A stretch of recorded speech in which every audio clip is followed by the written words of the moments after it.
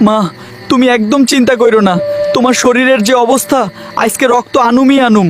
আমি আইতাছি মা।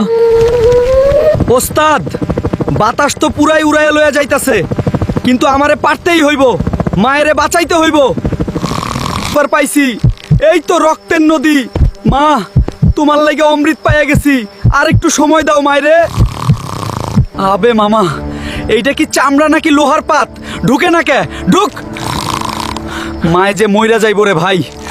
ও আল্লাহ, এক ফোঁটা রক্ত দাও, আমার জান লইয়া যাও, কিন্তু মায়েরে বাঁচাও। একটু ছিদ্র হওয়া মাদার চোদ চামড়া।